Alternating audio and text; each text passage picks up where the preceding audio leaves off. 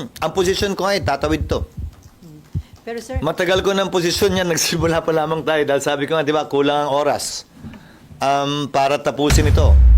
Base sa sinabi ni Senator Tolentino na hindi tatawid, na hindi naman ako sang-ayon doon, at tila hindi naman yun ang posisyon na mas nakararami. Nagdebate nga sila ni Senator Pimentel, hindi ba? Hindi ako pabor. Hindi ko gusto si VP Sara, pero hindi rin ako galit sa kanya.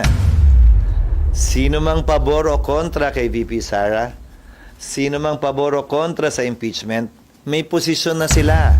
Ang gusto nila, madaliin namin yung aming constitutional duty. Gagampan na namin yun, pero hindi sa oras na gusto nila porkit nagmamadali sila. Wala namang nagsabing hindi namin gagampanan yun dahil sabi ko nga, proseso ito. Ang posisyon niya, hindi yon ang posisyon ko. Hindi ako nanggigigil sa impeachment na ito. Dadagan ang Lito News Update.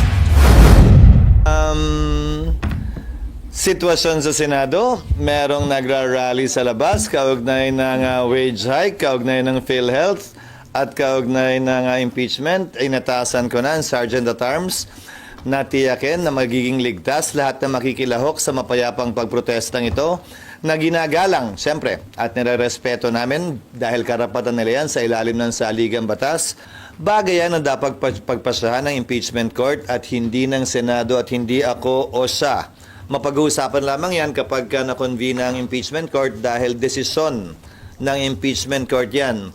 Pero may kling sagot siguro, paano ba at bakit ba naging objective na paikliin, pabilisin ang trial? Hindi ba dapat protektahan natin ang karapatan ng magkabilang panig, ang nasasakdal at ang prosecution, na mabigyan sila ng sapat na panahon na ipresenta ang kaso nila upang sa gayon may basehan ang pagpapasya ng mga senator judges pagdating ng panahon. Ang gusto nila, madaliin namin yung aming constitutional duty.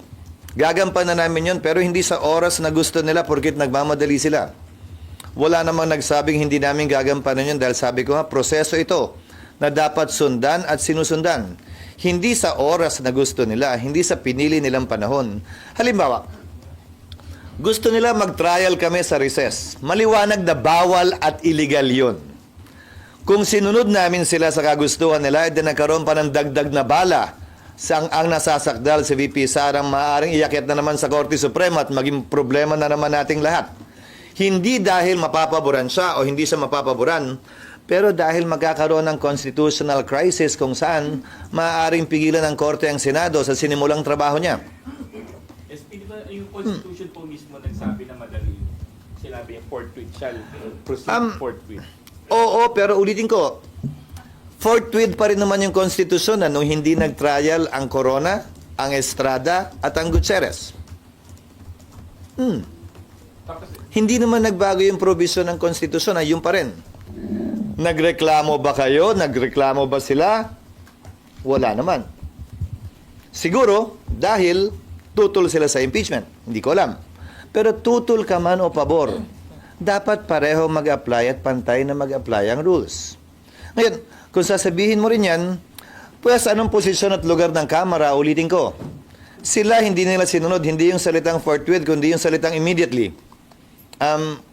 Ang sasagutin mo sa akin ay, sila yun, tapos na yun . Hindi ganun yun. Tama kung tama ang proseso, mali kung mali ang proseso. Merong pinagdaan ng proseso sa Kamara, meron din pagdadaan ng proseso ang Senado. Kung sila, inupuan nyo ng matagal, base sa kanilang diskresyon, wala naman silang narinig sa amin, ganon din siguro dapat sila pagdating sa kapangyarihan at prerogative ng Senado sa ngayon. SP, para sa inyo, walang undue delay na nangyayari sa kaso ng... Ang pwede lamang makapagsabing may ginawang mali ang Senado kung sakasakali, kaugnay ng legal na bagay ay Korte Suprema. Ang pwede lamang makapagsabi na tama o mali ang sinuman sa panahong ito ay kasaysayan. Hindi naman ito paramihan lamang ng opinyon. Ang final arbiter ng lahat ng legal na katanungan ay ang Korte Suprema kung sakasakali. At hanggang sa ngayon, nakabinbin pa ang kaso sa Korte Suprema, yung mandamos in particular na inuutusan sana kami na mag-trial na agad maski na bakasyon kami. so sir, on June 11, ina-assure nyo na mangyayari ho yung pag-convene nyo as impeachment court. Yon ang nakalagay sa schedule namin. Yon ang binabalak kong gawin. Pero gaya ng sinabi ko, lahat ng bagay ay dadaan sa motion. Lahat ng bagay ay dadaan sa plenary action. Nung sinet ko ng June 2, wala namang nag-object na miyembro. Nung nireset ng June 11, bagaman may agam-agam, wala namang nagmotion para mas maaga. Malayang magagawa yun ni naman kung sakasakali. Pero dahil nga walang gumawa nun, yun na naging kapasahan na ng Senado bilang isang institusyon. At sir, yung resolution seeking de facto dismissal, hindi niyo yung pwedeng i-discuss during your regular session? I refuse to discuss a piece of paper, a scrap of paper that has not been filed. That is not in our records. Just in case, sir, may file before June 11. Ayokong pag-usapan kasi isang bagay na hypothetical eh. Kung may mag-file man ng kung anumang motion o resolusyon at hihilingin nilang pag-usapan at pagdebatihan, pag-uusapan at pagdedebatihan namin yon sa plenaryo. Sir, sabi ni Sen Coco, pagpatawag na daw po kayo ng all-member caucus. Hindi ako sang-ayon sa all-member caucus dahil hindi ako sang-ayong pag-usapan ito sa loob ng isang kwartong walang nakakarinig. Mas gusto ko pag-usapan ito sa plenaryo, pagdebatihan ito sa plenaryo, pagbotohan ito sa plenaryo. Wala kaming tinatago at wala akong nais itago ang Senado kaugnay sa bagay na ito. Ang caucus ginagawa lamang yan dahil may mga usapin at pag-uusap o salita na hindi pwedeng marinig ng publiko. Naniniwala ko kaugnay sa bagay na ito. Lahat ay pwede at dapat marinig ng publiko at anumang pagpapasya, kailangan padaanin sa botohan para on the record, para magamit ding basa nito ng mga susunod at darating pang Senado sa kinabukasan. Sir, si SP, dating... sir. Sir, ang mga ikinadidismaya kasi is number one, hindi na nga daw nag-trial nung February. Of course, meron kayong explanation for that. Tapos sinet ninyo ng June 2, hindi pa natuloy, minove to June 11, and then meron pong lumabas na mga yung resolution, and then merong for the dismissal, and then merong statement like si Senator Tolentino na functionally dismissed pag nagtapos ang 19th Congress. So, sir, nandun yung ano kasi... Putulin muna kita. Sige Hindi po. ako sang-ayon kay Senator Tolentino sa bagay na yan. Sinabi ko na yan noon. Ang paniniwala ko at ang tingin ko, tatawid ito. Pero itong opinion to, mula sa 19th Congress ay hindi pwedeng i-bind ang 20th Congress. Kailangan pagpasahan muli yan ng 20th Congress. Maalala nyo, February 6, isang araw matapos finaling ng impeachment, sinabi ko na ang mga mangyayari at wala akong tinago. Diba, sabi ko, pag-resume namin, kami ite-take up ito. Ang magagawa lamang namin dahil sa mga requirement ng panahon para makasagot ang nasasakdal, malamang summons lang, baka makapag-pre-trial kami, baka maaprubahan namin yung rules namin. Hindi ba? At sinabi ko na rin na may mga president sa United States na tumatawid ito. At marahil dito sa Pilipinas, ang isang president ay yung SET, na kung saan yung mga kaso ng Senate Electoral Tribunal tumatawid ng susunod na Kongreso, yung kaso. Dahil 6 na taon yung pinoprotesta. Wala pang pasya ang Korte Suprema kaugnay sa bagay na ito. Pero may ilang basehang pwedeng gamitin para pakita at patunayan at i-assert, ilaban na ito'y tatawid. Dahil na rin nga sa prinsipyo, sa batas, na anumang sinimulan ay dapat tapusin. And then SP kasi ang siguro ikinadidismaya or pinagpoprotesta din ngayon is yung kawalan ng certainty na magko-convene kayo sa impeachment court. Can you give that guarantee, sir? Na tuloy sa June 11? Ginagalang ko yung pagkadismaya nila. Karapatan nila yon. Pero hindi porkit nadidismaya sila, sino man sila, at hindi porkit nagmamadali sila at gigil na gigil at gustong-gusto nila to, susunod kami bagaman labag ito, hindi lamang sa konstitusyon at sa batas, pero sa pagpapasya ng Senado kaugnay sa mga dapat naming ipasa. Sumulat ako kay Speaker Romualdez kaugnay sa pagpapaliban ng impeachment, pagbasa ng impeachment articles dahil sa LEDAC namin. Nais kong sabihin na karamihan sa mga panukalang batas na yon ay naihabol na namin makalipas itong linggong to. Banggitin ko ang ilan, ang Right of Way Act, third reading today, ang 99-year lease, mararatify namin mamayang hapon, ang SEMEPA, pinirmahan na ng Presidente, ang Mining Act, hopefully matapos ang BICAM ngayon o bukas para mapirmahan na rin, ang Judicial Fiscal Autonomy, third reading din namin ngayong araw na ito, ang denatured bill ay maaprubahan din namin sa araw na ito, last week, ay inaprubahan namin ang Bicameral Conference Committee ng Livestock Bill. Naaprubahan din namin, aaprubahan din namin sa araw na ito ang Nuclear Bill, ang framework na mag-establish ng pagkakaroon ng nuclear energy dito sa ating bansa. Ito third reading din namin ngayon ang Anti-Pogo Bill, ayon sa nabanggit ko, ang Virology Act, at gayon din humigit kumulang 50 local bill na bagaman hindi importante sa mata ng marami, ay importante sa mga lokalidad kung saan ito makaka-apekto. Magagawa na namin lahat yan sa araw na ito. Baka may sumobra ng konti hanggang bukas. So meron kaming sapat na panahon para gawin Isa na lang. ang ibang mga bagay pa, kabilang na ang impeachment. Apo, sir, isa na lang. So, sir, so sigurado magko-convene kayo sa impeachment court sa... Yun ang gusto ko at yun ang plano ko. At yun ang sinabi ko sa lahat ng liham na pinadala ko naman sa inyo at kay Speaker Romualdez. Sir, paano daw kung today may mga senador na mag-motion na simulan nyo na yung impeachment process? Pagbobotohan yon at pagpapasahan ng plenaryo. So sure sir na once filed ay mailalagay siya sa agenda at matatakal today. Once filed ang ano? Pag once filed po yung reso, Anong reso? yung resolution on de facto dismissal. May proseso yon. If a file, Okay. ibabasahin, kailangan basahin, hindi filing lamang. Parang yung impeachment lang yan. Hindi porkit final, ay yun na yun. Dapat pag-file, i-refer sa order of business. Sa kasong ito, kung resolution yan, Committee on Rules, at Committee on Rules, i-report out naman yun. Yun ang proseso. Pansinin nyo, bago kami mag-adjourn, nag-approve kami ng, ang tawag ng iba yung Miss Universe resolutions, yung mga commending. Lahat yun, nire-refer sa rules yun pag-file. Binabasa, nire-refer sa rules pag-file. Ang rules, nire-report out, pagbobotohan sa plenaryo. So, yun din ang proseso nun. Ang rules ay isang komite na magpapasya base sa membership ng komite, majority and minority. Sir, si dating Senate President Franklin Drilon, sabi niya, message niya sa mga senador ngayon, sabi niya, my message to my former colleagues who seeks to hide the truth, the resolution is clearly unconstitutional. Do not play with fire, baka masunog kayo. Ulitin ko sino bang pinatutukuyan niya dahil wala pa namang pending na resolusyon na may nag-akdang senador? Ang tanong ko saan galing? Oo, pero pinirmahan ba niya? Pero sabi ni Senator Amy, group effort daw yun. May mga Hindi ko kayang magsalita para sa kanila. Mas magandang ipukol niyo yung tanong kaugnay niyan sa kanila. Pero hanggat hindi yan na ipa-file, walang pag-uusapan o tatalakayin ang Senado. Sir? Yung position nyo pa rin, pwedeng pagbotohan ng Senado kung magko-convene kayo. Lahat ay pwedeng pagbotohan ng Senado. Hindi ko posisyon yon.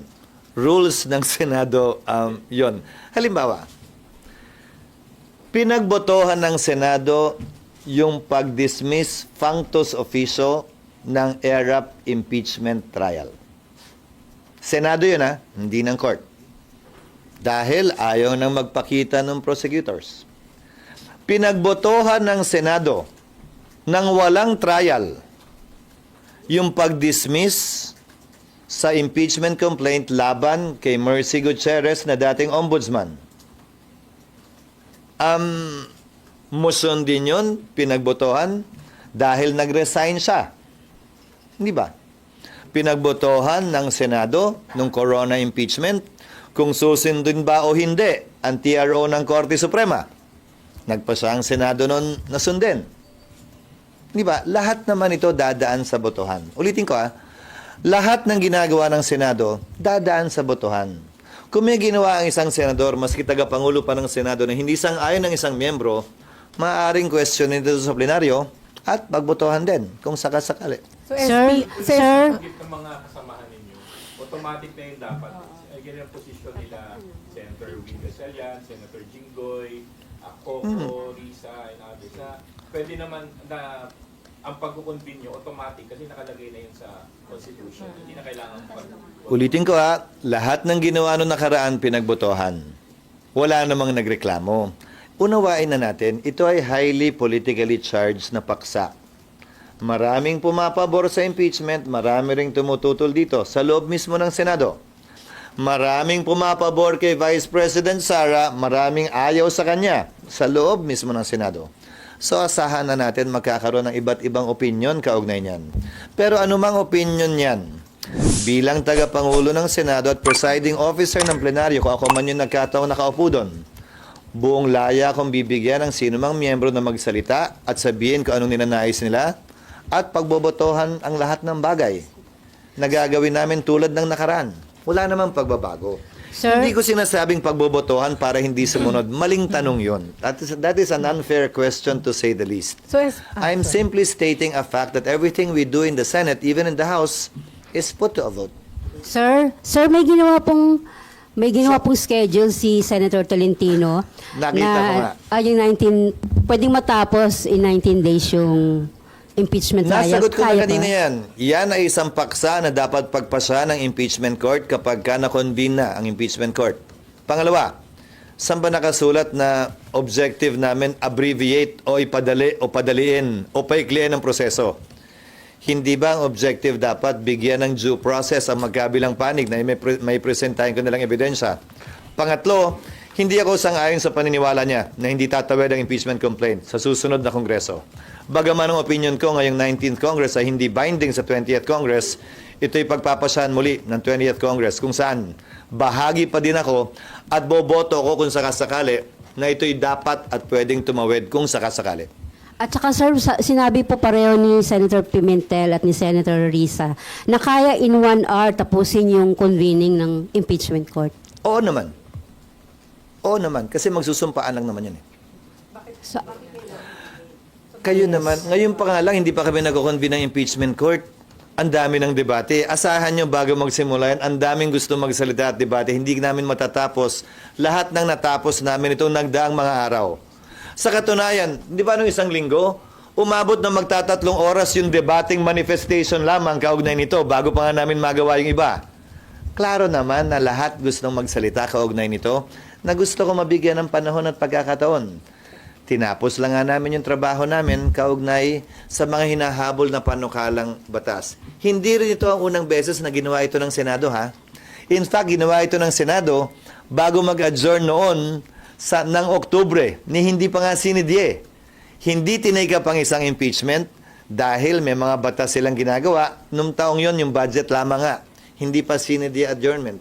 So, wala kaming hindi sinusunod na president o ginawa ng Senado sa nagdaang panahon. Pero sir, hindi ba naiwasan sana yung mga debate kung nasimulan na agad yung impeachment process? Hindi naman kami takot sa debate dahil the Senate, like Congress, like the House, is a deliberative body.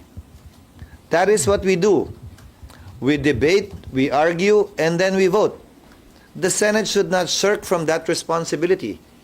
Hindi naman dapat kinakatakutan sa isang demokrasya ang malayang debate. Kayo naman, okay lang yon. Bahagi yon ng malusog na demokrasya kung sakasakali. Pero nangyari sir, kayo na daw yung on trial, hindi na si BP Sara. Sabi nino, Senator Alan, and then maging Senator Coco.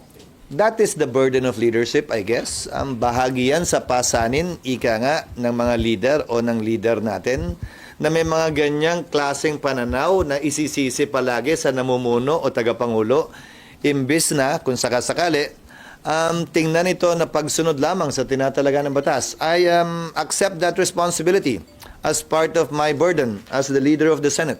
So are you not affected, sir, considering na ang daming criticism sa Senate, lalo na ho sa inyo as Senate President? Again, ang timeline ko ay hindi kasama yon sa social media, kaya payapa ang buhay ko. Sir, si Senator Soto, parang biniblame kayo sa hold up ng impeachment trial. Wala naman tutukan na hold up. Tapos ano? dapat daw, on the same day na natanggap yung article of impeachment, refer sa Committee on Rules. Alam mo, siguro tulad kayo, hindi ko alam ang ibig sabihin ng bushwhack. Alam ko kung pinunalas ko ng tama. Binushwhack ko daw ang impeachment. Tinignan ko sa diksyonaryo, ibig sabihin ng bushwhack.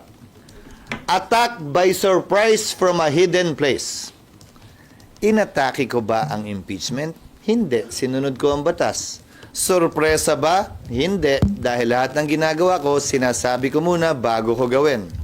Pangatlo, mula sa tagong lugar, bahagi ng trabaho ko bilang tagapangulo ng Senado at bahagi ng 19th Congress na pagpasahan ito sang-ayon sa approval o assent ng aming mga kasamahan.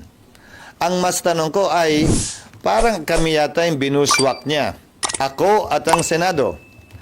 Tinira kami at kinampihan ang Kongreso imbis na ang institusyon na kinabilangan niya. Kinampihan ang impeachment. Hindi ko alam kung bakit na pinangungunahan ng Kamara at ni Speaker Romualdez. Imbis na galangin ang kasalukuyang Senado, pinili niyang atakihin ang kasalukuyang Senado. Nalalaman ko na mas matanda at mas malawak ang kanyang karanasan, pero hindi naman siguro rason yun para hindi galangin at maliitin ang kasalukuyang Senado. I look forward to welcoming him in the 20th Congress. But in the meantime, allow Congress to decide, and we haven't even decided yet on these matters because I reiterate my earlier position. All of these matters have to be confirmed and affirmed by the 20th Congress that he will be a part of. Darating yung tamang panahon para pagdebatihan yun sa 20th Congress. Dahil hindi ko sinasabi na lahat ng pagpapasya namin ay binding sa susunod na Kongreso. I've been saying that for the longest time already.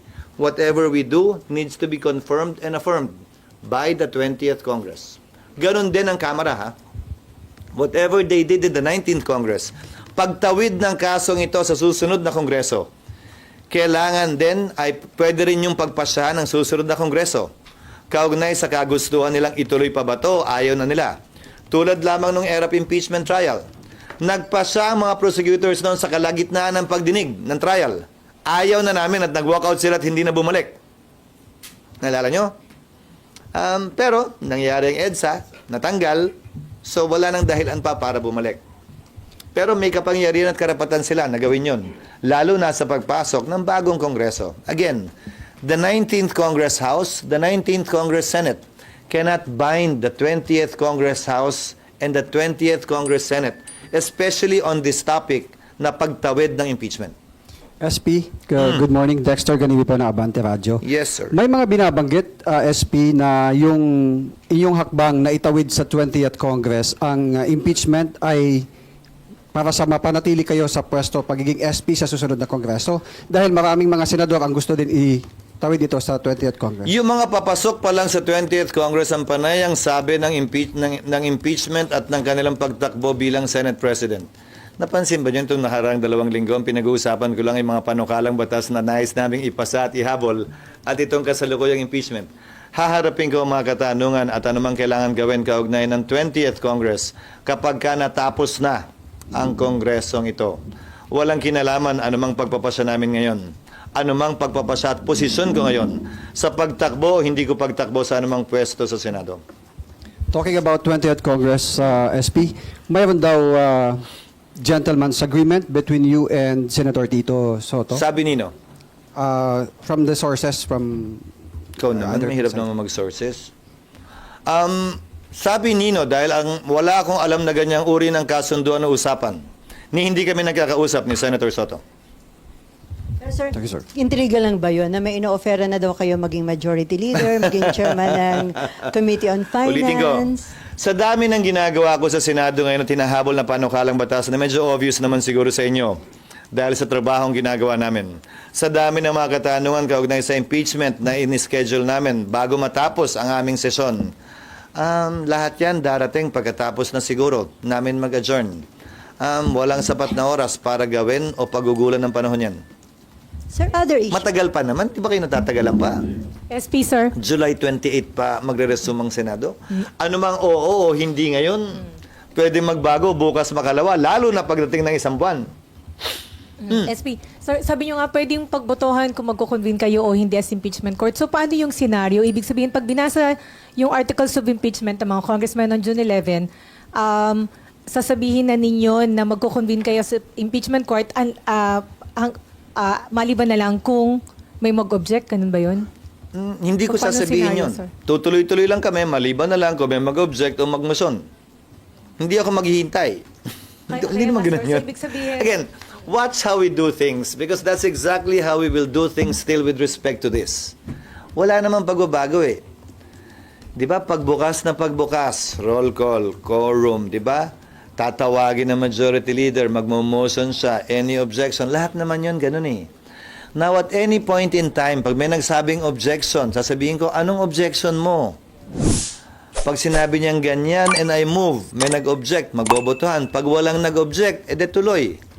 Di ba sinasabi ng majority leader, I move that we take up the reference of business. Any objection, hearing none. Edi magre-reference of business kami. At any point in time na may tumayo at gusto mag-deliver ng privilege speech, halimbawa, what is the pleasure? Any objection na mag-privilege speech sa halimbawa, sa gitna ng reference of business? Wala, edi yun ang gagawin namin. We're all dictated by motions and objections and votes. That is what we will be doing, not only with this, but with everything that we do in plenary. Ano kasi, di ba? Pagka basa ng articles of impeachment and then, tama ho ba? Supposedly sasabihin ninyo na magko-convene kayo. I-refer na agad yon sa impeachment court and that will trigger the convening of the impeachment court by doing the oath. First to me and then to the members of the impeachment court. Bakit tatanungin pa kung any objection sa pagko-convene ng impeachment court? Ganun naman talaga eh. Again, lahat ng ginagawa namin ay ganun. Everything is done by motion. You just simply ignore it because nobody's objecting. But in a highly politically charged issue such as this one, doon yung makikita kung sakasakali dahil nakita nyo na iba't iba ang pananaw halos ng kada senador. But I don't fear that. I don't run away from that. In fact, that shows that we have a vibrant democracy, both inside and outside the Senate. Dahil iba-iba ang opinion namin kaugnay sa bagay na ito. Pero bagaman magkakaiba ang opinion namin sa bagay na ito, ito'y tatapusin sa pamamagitan ng hindi suntukan o anuman, pero batuhan. So isa na lang, how confident are you na masusustain yung pagkukonvene ninyo sa impeachment court? Ako nag-set nun eh. Ako nag-set nun sa pananaw at palagay ko, matutuloy yun hanggang sa pag-issue nga namin ng summons. Ngayon, kung yung trial ay matutuloy, ayon sa kagustuhan ni Senator Tolentino na isang araw lamang ang presentasyon ng ebidensya na magkabilang panig, impeachment court ang magde-decide nun. Hindi ang Senado.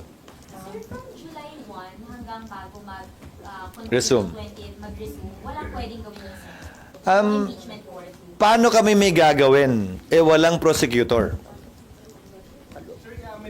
Paano magta-trial kung wala ang isang panig?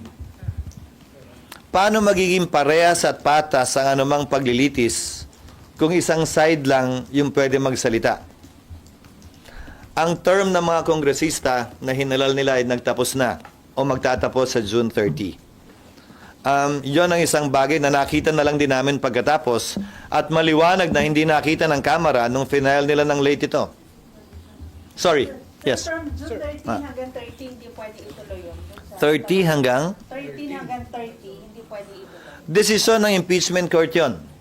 Desisyon ng impeachment court yon. Dahil yung schedule nga ay kasama sa rules kasi yung schedule eh. Kung mapapansin nyo, di ba yung schedule ng trial nakalagay sa rules? So kasama yon sa aprubahan ng impeachment court. Sir, kailangan pa bang baguhin? Nalalabo, para sa akin, again, ang objective by madaliin o ang objective by palabasin kung ano ang katotohanan? So kung susundin Ayan na naman eh, madali-madali na naman eh. Saan ba galing, saan ba nakasulat sa saligang batas na dapat madaliin ito? Oo, pero nagsimula na nga. Pati ba naman sa trial, forthwith pa? Wala namang nakalagay doon. Commence.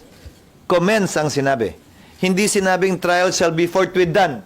Tatapusin agad. Walang ganun, kayo naman. At kung kayo ang nasa panig na nasasakdal, masaya ba kayong isang araw lang, ikaw magpe-presenta ng ebidensya, finish or not finish, pass your paper, parang grade 3? Again, I will leave it to the impeachment court, but personally, I think it's very difficult to limit the presentation of evidence on both sides to 1 day each, simply because you want it done at the soonest possible time. Hindi nakalagay na trial should be done at the soonest possible time, lalo na masyadong siniksik lahat ng bagay. Pero sir, Sir, possible din yung sa ba June 11 ba, may assurance na gusto talaga ng majority ng Senado na mag-convene? Paano sir kung ayaw kung alam ulitin mo ko, yung around. by motion kaming lahat. Sinet ko ng June 2, nung nag-resume kami, bago kami mag-resume, sinet ko ng June 11, wala namang nag-object at nag-motion sa plenaryo, kaya June 11 ang naset. Kung may magbo-motion, pagbobotohan yon para italaga sa ibang araw yan. Either mas maaga o mas late. Pero sa ngayon, wala namang humihiling nun. So, SP, wala dun sa pag-convene ng 11 hanggang 30, June 30, bago magtapos yung term ng mga congressmen, hindi pwede mag-trial? Desisyon ng impeachment court yun. Pwede. Pero desisyon nga ng impeachment court yun. Pero sir, pwede rin ba from 7 articles of impeachment, i-lower ito into 2 or 3? Hindi namin desisyon yun. Pero pwede rin gawin yun, sir. Lahat ng bagay naman pwede. Again, by mere motion and by vote. Pero hindi namin desisyon yun. Hindi namin pwedeng pilitin ang prosecution na, hoy, dahil isang araw na lang to, bawasan nyo nga. Walang ganun. Kayo naman. Desisyon nila yon. Kung gusto nilang gawin yon, malayang mag-object ang kabilang panig na hindi. Sinabi nyo na ganito eh. Tapos ngayon, babawasan nyo. Ayaw na namin. Sinagot na namin yan eh. Tapos, dun pa lamang pagdedesisyonan yon ng Senado. So, there will be a motion pa rin by the prosecutors, if ever, to reduce it. Objected to presumably by the defense. Pag pinayagan nila, desisyon pa rin ng impeachment court kung papayagan yun o hindi, even with the acquiescence of the defense lawyers. Dapat magaling sa prosecution panel yung initiative pagdating sa pagbabawas ng articles. Pwede rin hilingin ng depensa. Pag hindi nag-object yung prosecution, magpapasya pa rin ng impeachment court. That is how you've seen trials, not only in the impeachment before, but also on TV. That's how it works. It operates by motions, objections, and votes. Sir, SP tanong lang ni Daniel kanina, sir. So, posible pa rin na hindi mag-convene ang impeachment trial sa June 11? Hindi ko nakikita. Pero Kayo naman, yung mga ganyan tanong, yung mga trick question naman yan eh. Kasi, again, everything is possible in the realm of possibilities. Lahat naman, dahil nga motion lahat to eh. Pero, nakaset na yung date, di ba? Nung nireset namin, di naman tinago. Nag-notify naman sa lahat, nilabas naman sa lahat. So, barring any unforeseen, yun ang mangyayari. Pero SP, paano po, di ba hindi optional yung hindi pag-convene? Yung pag-convene kasi nga sinabi dapat, no, ang mandato nyo ay mag-convene. Uulitin ko for the nth time. Walang nakasulat sa saligang batas na pag nag-resign ay hindi na magko-convene. Nag-resign si Mercy Gutierrez, dinismiss ng Senado, hindi nag-convene. Nagreklamo ba kayo? May nagsabi bang, ba't di nag-trial? That became part of the President of the Senate. Hindi nagpakita yung prosecutor. Hindi tinapos yung trial. Dinismiss ng Senado. Hindi tinapos ang trial. Lahat ito posibilidad at lahat ito nangyari na sa nakaraan. Sa katunayan, iisang impeachment complaint pa lang ang nasimulan at natapos sa kasaysayan ng Senado, Yung kay Chief Justice Corona pa lamang. Wala pa ako, in recent history, wala pa akong naalalang natapos na impeachment complaint na sinimulan at tinapos hanggang sa dulo. Kung sakasakali, ito pa lamang ang pangalawa. Pero SP kasi yung sitwasyon nung kay Mercy tsaka yung kay CJ Corona, hindi pareho ng sitwasyon ngayon. Hindi nag-resign, tapos wala rin nag-walk out na prosecution. Hindi CJ Corona, erap yun. Sorry, i-era pa lang. Bakit? Alam mo na ba yung ending? Hindi pa naman natin alam yung ending dito eh. Alam natin yung ending ng mga yun dahil binabalik tanawan na lang natin. Ito'y kasalukuyan pa lamang nangyayari. So far, yung dalawang reasons pa lang po na yun, yung nag-resign, yung may-walk out, yun pa lang yung parang precedent na pwedeng i-dismiss outright. Hindi ko sinasabing pwedeng i-dismiss. Ang sinasabi ko, ginawa yun ng Senado noon. So ngayon po, ano po ba yung mga parang grounds? There is no pending petition. There is no pending resolution. It's not for me to speculate on the grounds. Ano ba naman? Hindi ko trabaho yun. I mean, ano po yung mga pwedeng maging reasons reasons for an impeachment court not to... I have no idea. I don't want to speculate. Dahil pag nag-speculate ako, sasabihin nyo na naman, ayaw ko, tapos dagdag na naman yan. Again, kindly avoid putting ideas or concepts into in my mouth. These are all coming from you and not from me. Pero sir, I'm answering only as honestly as possible with respect to precedents, history, nangyari noong nagdaan, at kung paano pinagpapasya ng Senado lahat ng mga bagay na ito. Wala kaming tinatago, kaya nga lahat ay gusto ko pag-usapan sa plenaryo. Sir, sa Wednesday, Ano lang, tama naman yun at going back to history. Kaya lang sir, isa sa mga tinitignan kasi is yung konting delay kay Era and even doon kay Mercy Gutierrez. Hindi kasi tumawid pa ng another Congress. Kumbaga nagtuloy lang yung session with the same Congress. Ang posisyon ko ay tatawid to. pero sir, Matagal ko ng posisyon yan, nagsimula pa lamang tayo dahil sabi ko nga, di ba, kulang ang oras para tapusin ito. Sinabi ko na simula't simula, ang personal kong posisyon, tatawid ito. Pero pagbobotohan niya ng kasalukuyang Senado at ang darating na Senado. Hindi lamang posisyon ko ang palagi nasusunod. May opinion man ako, pwede itong tutulan ng sinumang miyembro at pag tinutulan, pagbobotohan. so nagkaroon kasi Sir, ng sa impression Wednesday- na parang may intention to kill the impeachment case arbitrarily dahil doon Sino? doon sa mga naging development, sir, na sinabi ni Tolentino na parang magiging functionally dismissed, tapos may reso. Idea lang ni Senator Tolentino yun, hindi naman pinagbotohan yun. Hindi yun posisyon ng Senado. Pero yun nga, parang gano'n na naging concern ng marami. Parang may intention to kill Karapatan nilang mag-isip ng ganon, pero ang Senado ay wala pang pinagpapasyahan. sir, sa Wednesday, Bagaman majority leader si Senator Tolentino, napansin nyo, nung tumayo siya si Senator Pimentel, manifestations ang kanilang ginawa, hindi mga motion ang pinagbotohan. So, posisyon niyang personal yon na nalagay sa record na nirerespeto ko, bagaman iba ang pananaw ko. Yes. Sir, sa Wednesday po, meron pa bang, sir, sa Wednesday po, meron pa bang ipapasa ng mga bills o mag-start na agad ang convening? Wala po? na. Nakasuot na kayo ng robe, papasok ng session? Ano pa Nandun mangyari? nandun pa rin kayo sa robe, ah. Teka Yes, muna. sir. Anong senaryo sa Wednesday? Anong oras yes, May entirely CA i-vote pa kami ba? nun. Kasi 308 ang appointments at nominations na hinahabol namin. Siguro ko naka 1/3 pa lang kami last week. So, bukas at sa Martes, CA kami mula alas 12 o alauna hanggang matapos. Kaya na-delay kami nung nakaraan, di ba, nung Wednesday. So, as soon as matapos yung CA, magko-convene kami. Wala na kaming isa-second reading, useless na. Wala na rin kaming ito-third reading. Kung meron man, ratification na lamang ng BICAM report na may clean na lamang yon. Pagkatapos nun, nakaschedule ng basahin ng prosecutors yung kanilang articles.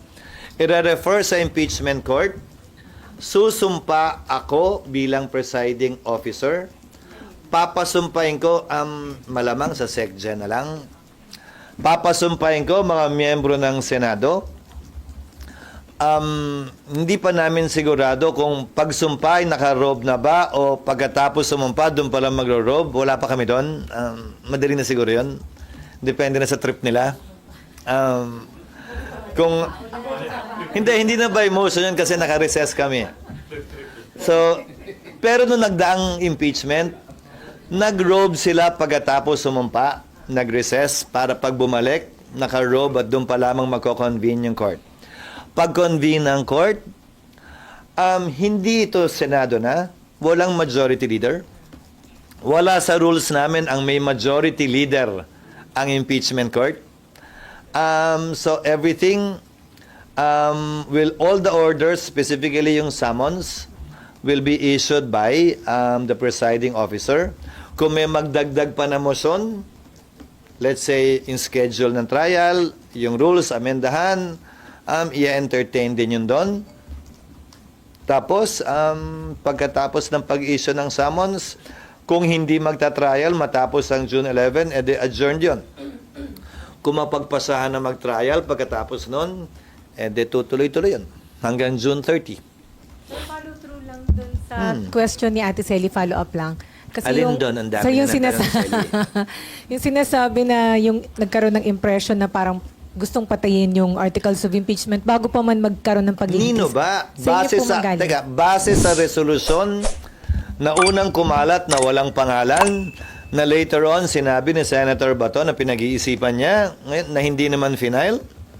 Base sa sinabi ni Senator Tolentino na hindi tatawid, na hindi naman ako sang-ayon doon at tila hindi naman yun ang posisyon na mas nakararami. Nagdebate nga sila ni Senator Pimentel, hindi ba? Actually, I tend to agree more with the position of Senator Pimentel na ito'y tatawid for the several reasons I mentioned pa before. That legally, you should finish what you started. So walang intention na patayin yung articles of impeachment bago pa man magkaroon ng paglilitis. Wala akong nalalaman na intention sa ngayon. At hindi nyo papayagan, sir, na mangyari yan. Pagbobotohan yun kung meron man. Pagbobotohan yun kung meron man. Ano bang ground? Kung yung lumabas na sinasabi niyong resolusyon, hindi. Definitely not. On my part, that's my vote. Pero anong sinasabi ba niyong ground? Mag-usap tayo pag may ground na. Kasi, Pinapin niyo po yung scrap of paper na yun. Hindi, scrap nga eh. Nakwento lang sa akin. Nakwento lang na sir, kasi daw malalagay sa alanganin ang reputasyon at integrity ng Senate kung sakaling magkaroon nga ng arbitrary dismissal. ng case. Again, Celia, let history be the judge of that. It would be unfair to say that this is right and this is wrong simply because you think that way or simply because they think that way. Any legal position will be finally determined by the Supreme Court, not by us, not by any legal luminary, not by any former or current senator, but the Supreme Court. Number two, whoever is right or wrong at any stage of our history will be decided upon by history itself with the benefit of hindsight. Hindi porkit hindi sang-ayon sa iyo ang isang tao, siya na kagad yung mali at ikaw ang tama. Hindi porkit iba ang ginagawa ng tao sa gusto mong gawin nila, agad-agad sila na yung mali at ikaw ang tama. Hindi ganun yun. SP yung speaking of panggigil, di ba dapat yung tayo mga Pilipino, manggigil talaga tayo pagdating sa issue ng accountability? Oo, bakit hindi? Pero napakaraming ibang accountability na hindi naman nanggigigil yung parehong nanggigigil dito. Ulitin ko ha. Hindi ako pabor. Hindi ko gusto si VP Sara, pero hindi rin ako galit sa kanya. I am performing and doing my role the best way I see fit without any fear or bias in favor or against anyone. Itong mga taong nagmamadali, klaro naman na ayaw sa kanya. Kilala nyo naman sila eh. Itong mga gigil na gigil, klaro naman na gusto siyang matanggal. Sinisigaw accountability. Pero yung mga taong gusto sa kanya, sinisigaw naman yung accountability ng mga ibang nauna na bakit hindi binibigyan ng parehong pansin. Ano mang ingay yan. Ulitin ko ha, sinabi ko na nung simula pa lang na parang hindi nyo ako pinaniwalaan o pinakinggan. Sino mang pabor o kontra kay VP Sara, sino mang pabor o kontra sa impeachment, may posisyon na sila. Hindi ako magpapadala sa kanila. Sinabi ko na yan noong Pebrero pa. Gagawin ko kung ano ang tingin kong tama at kung ano ang gusto ng Senado na mapagbobotohan namin. Hindi dahil gusto nung ayaw kay VP Sara. Hindi dahil nagmamadali yung may ayaw kay VP Sara. Kaya nga ang simbolo ng hustisya ay babaeng nakapiring. Wala dapat kinikilala, walang tinitingnan, walang tinititigan. Pantay dapat ang pagtrato. Kaya nga sinasite ko sa inyo yung kasaysayan ng impeachment noon. Ganon ang ginawa noon, ba't babaguhin ngayon? Yun ang president ng Senado. Yun ang naging kasaysayan at pinagdaanan ng Senado. Ba't biglang babaguhin ngayon dahil lamang sa mga personalidad na involved? Hindi ba dapat sino man ang personalidad? Kung ano ang ginawa ng Senado noon bilang president, yun pa rin ang gawin namin. Dahil yun ang pinakamaliwanag na patunay na wala kaming pinapaboran at wala kaming kinikilingan. Yung majority leader tumayo para sabihin hindi tatawid yung impeachment. Yung minority at deputy minority leader tumayo para sabihin tatawid yan. Hindi ba dapat baliktad yon? Di ba usually dapat yung majority ang nagsasabing tatawid yan at yung minority ang nagsasabing, yung opposition ang nagsasabing hindi tatawid yan? karamihan ng mga nagsalita na sinabing dapat matuloy, hindi ba administrasyon sila? Di ba? So, again, ang pagbabasihan ko lamang ay kung ano ang magiging resulta ng boto kapag pagbobotohan yan. So, sir, ina-assure nyo na magiging independent ang Senate kahit na may ganun stand yung Malacanang pagdating. Ever since, the Senate has always had its own position. Hindi lang yung Senado, pati yung individual na mga senador. Ito na nga lang, nakikita mo, baliktad na, naghalo na ang majority at minority sa Senado sa magkakaibang pwesto Each and every member of the Senate will decide on his own with respect to anything put to a vote before plenary. Sa tagal ko sa Senado, nakita ko na nangyari ng ilang beses yan.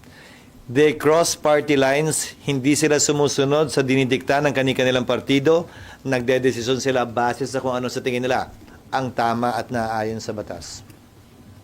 Purely na lang. May sabi po ni Tito Sen, sa Senado, ang agad-agad pala means upuan mo. Ulitin ko, hindi ko maunawaan at maintindihan kung bakit sa pabor ng gigigil at magmamadali dito sa impeachment na inihain ng Kamara at ni Speaker Romualdez. Kung yun ang pasya niya sa ngayon at yun ang posisyon niya, hindi yun ang posisyon ko. Hindi ako nanggigigil sa impeachment na ito. Hindi ko rin dinedelay ito. Sinusundan ko lang ang presidents ng Senado at tinatalaga ng batas.